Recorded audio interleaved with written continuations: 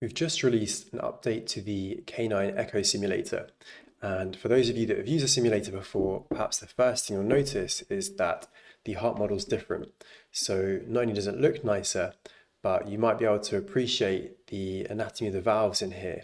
So the previous model didn't have the valves, and that was a big drawback because, of course, the valves are a crucial piece of anatomy to be looking at when performing an echo. So we've added a heart model with the valves. We've made it possible to hide this heart here.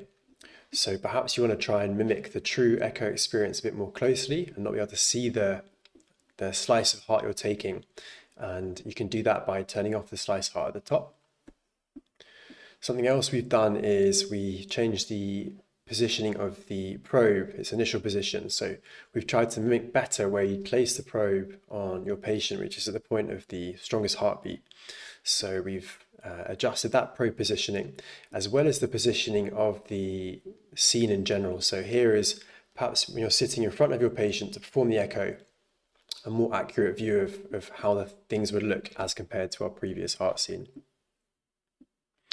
Another big change we've made is that previously when you rotated the probe, it would rotate along its longitudinal axis. We've actually adjusted this now. So you might notice a button here. And when I rotate the probe now, it rotates around this button as an offset. And that button's probably well thought of as being your thumb on the probe.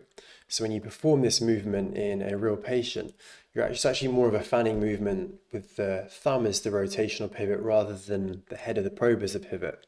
So that's a big change that we've made. And it's also now set up so that you can get the three key views you're looking for in right lateral recumbency, so short and long axis and the pulmonary arterial outflow view, just through performing this movement, this fanning movement with the probe, and perhaps a small amount of tilting. So that'll be a cool thing when you're using this to try and do.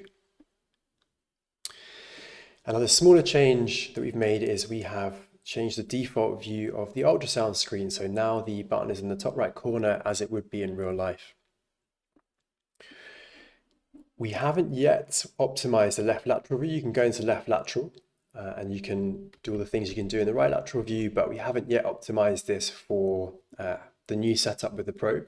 So that's something we're working on. And we also haven't yet made any changes to the using your mobile phone as a connection to the probe. That's also something we're working on. So hopefully in the not too distant future, we'll have some more updates to do with those.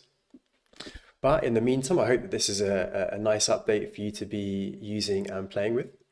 We'd love for you to use it, enjoy it, and then give us some feedback about it. And a really quick and easy way to do that is using the send feedback button here.